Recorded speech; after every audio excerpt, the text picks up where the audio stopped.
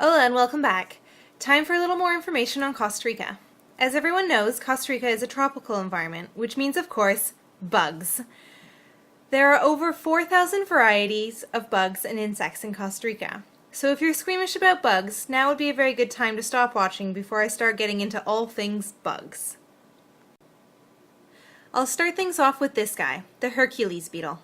It is a massive yet harmless beetle. They also apparently make great pets if you have an aquarium with some soil, mulch, and some bark. Just feed it some bananas, peaches, or soft fruit and you'll have a happy giant beetle living in your house. There are plenty of other types of beetles in Costa Rica, including the shiny bugs I mentioned in the first episode. Their shininess helps them to blend in with the raindrops that shine in the rainforest. Effective way of camouflage, even if it's not what you'd normally think. There are also things like the scarab beetle that look pretty awesome. But even I'll admit, I, who love bugs, wouldn't want to wake up to any of these beetles in my bed. There can be tons of spiders in Costa Rica, and some can be venomous, so be careful when you're hiking in the jungle. Generally, the leave it alone rule applies. But be careful of the Brazilian wandering spider, about the size of your hand, and it can kill you with its venom. It also creates long-lasting erections in men if they are bitten, but somehow I doubt they'll be using that. They are not very common in Costa Rica, but they are present. Mostly they like to hide away or burrow, coming out only in heavy rains or mating time. There are also some tarantulas in Costa Rica, but they seldom bite. There are 14 different species of scorpions in Costa Rica, and if they sting you, it can really hurt.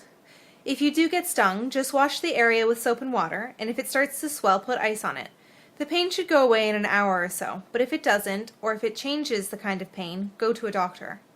Scorpions are definitely most prevalent on the beaches and in hotter climates, but they can be found anywhere. Always check your shoes before putting them on and shake out the sleeping bag before climbing in. Caterpillars. Tons of caterpillars. Some are harmless, some make you itch, and some can be very dangerous just to even brush against. So unless you know your caterpillars, leave them alone in Costa Rica, especially in the high temperature areas. It's also very common to see ants everywhere. Inside are very similar to the ants you might find at home, just in massive numbers. Outside it's common to see leafcutter ants, characterized by the leaves that seem to be moving on their own. Some of the ants outside are bigger and more aggressive. Even the small ones can have a nasty bite.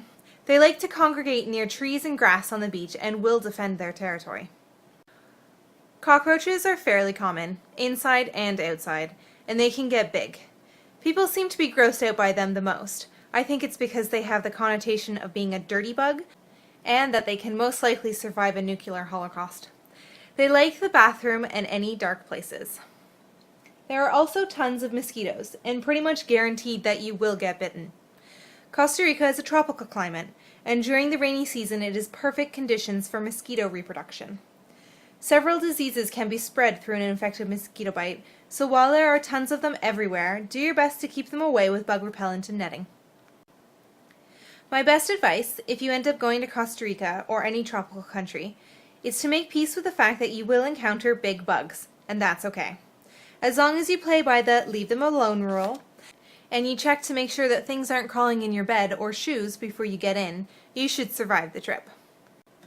Only 2 weeks left to go and only a couple more episodes left. Next week I'm going to talk about larger land and marine wildlife, as much as I can. If you have any questions or comments, leave them below and I'll see you next week. Hasta luego!